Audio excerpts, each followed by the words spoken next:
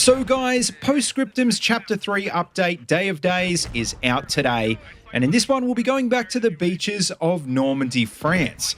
And, well, this week the devs were actually nice enough to let me play the new content ahead of time.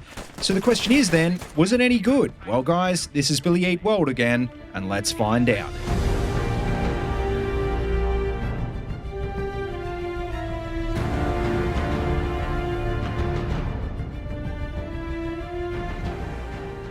Alright guys, how you going? Welcome to the video, and to kick off, like I said, this week the Post Scriptum devs were nice enough to invite me to a creator event to check out the new Chapter 3 content. And not just that, but they were also nice enough to give me a few codes for the game to give out to you guys along with this video. Now, as always, what I'll be doing is selecting the winners randomly in about a week's time from the comment section of this video and from the retweets on the post I'll make about this video on Twitter. So in a nutshell, if you want a chance to win one of these codes, well, make sure you head over and follow me on Twitter, leave a comment on this video, and of course, make sure you check out the description for more details. Alright, so now that we've got that out of the way, let's have a talk about Post Scriptum Chapter 3. And, well, the first thing I should mention is that I can't really decide yet whether I'm excited for this or not. Because, well, firstly, everybody loves to see the D-Day setting in a World War II game, sure, but we all know by now that it's been done to death in about 100 games already. And look, Day of Days doesn't really stray too far from the norm here. The three maps we already know we're going to be getting in this chapter are Utah Beach, Mere Eglise and Carentan, which just happens to be three maps that have also been added to Hell Let Loose recently. So don't get me wrong, I am glad to see them in Post Scriptum, I'm just not that surprised. Now, as well as the new maps, one of the other big features we're going to be getting in this update is a new push-style game mode called Invasion, which is kind of like a more immersive spin on offensive, and we'll talk about this more in just a bit, but basically the attackers deploy in a special way, and they've also got objectives to destroy as well as sectors to capture. Not just that, but the other thing the devs are adding in Chapter 3 are a few new armoured vehicles like the American M10 and M18 tank destroyers, and the infamous German King Tiger.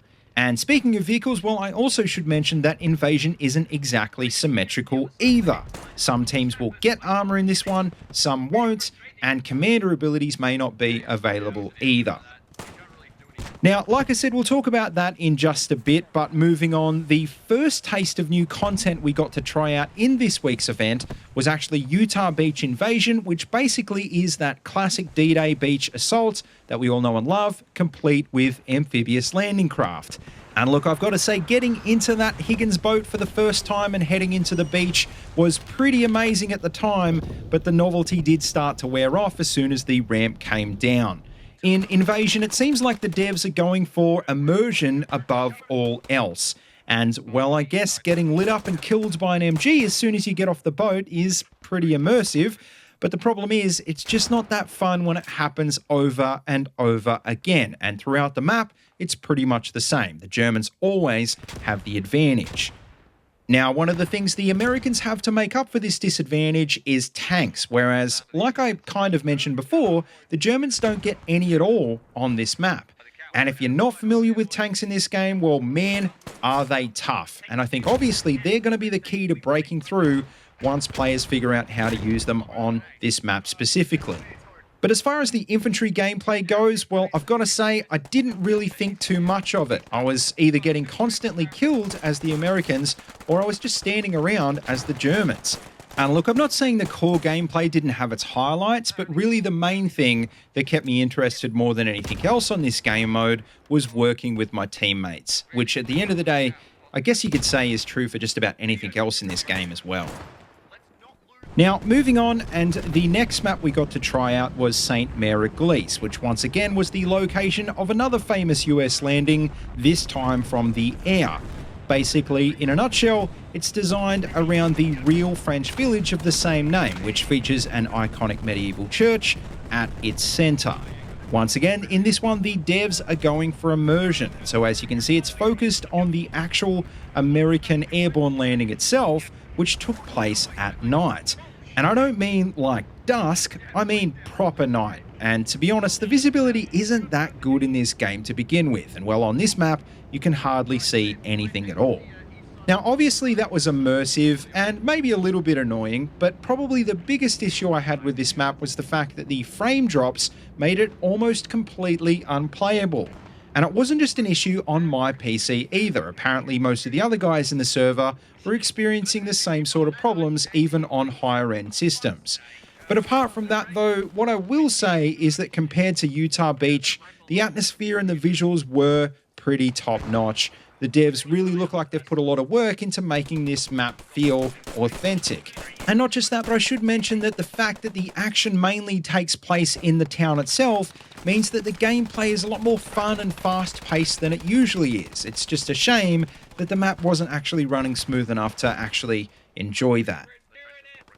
Now, speaking of performance issues, well, like I said, the final map we're going to be getting in Chapter 3 is supposed to be Carentan, which unfortunately the devs have decided not to release today as they originally planned. Apparently, it's also having frame rate issues, which kind of makes you wonder how bad it must be if they're still going ahead and releasing St. Mere Eglise even with the issues that it has. Now, that also means we won't have a chance to try out the new US armored vehicles yet, because they also seem to be linked to that map, which I mean is kind of disappointing, but at the end of the day, look, if it's not running right, then it needs to be fixed. So let's just hope that it doesn't take too long to actually do that. But finally, just before we finish up, one little last bit of news that I should mention is that from today through to the 26th of April, Post Scriptum will actually be free to play.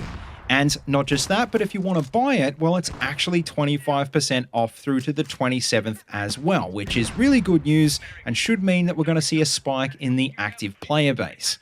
Now, speaking of active players, well, I've got to say, over the last few months, Post Scriptum has been doing a lot better than it was last year. Not as good as, for example, Hell Let Loose, but it is actually finally getting there. And I think this update is really going to push those daily numbers even higher because, like I said a few months ago, what this game really needs is more quality content, and, well, this update is more quality content. But anyway, finally, to wrap things up, like I said at the start, I'm kind of excited about this update, and I'm kind of not that excited either. But on balance, I guess it is pretty decent. For example, it's hard to argue that Post Scriptum has always been the king of authenticity, and I think on that front, Day of Days really cements it as the most immersive World War II sim available at the current moment. The question is, though, is that enough to make me come back and play it on a more regular basis?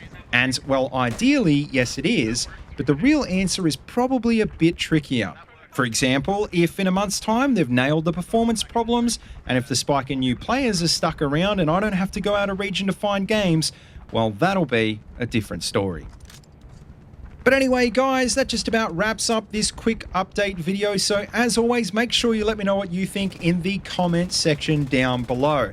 And of course, just remember that I can't possibly cover every single detail in one video. So if you want more information, I'll leave all the links in the description and you can check them out there. As always, though, don't forget to like, comment, and subscribe. And please feel free to check out the links in the description if you want to see any more of these videos. And also, don't forget you can find my Twitter and Discord links down there as well if you want to keep in touch. And as always, until next time, see you later and have a good one.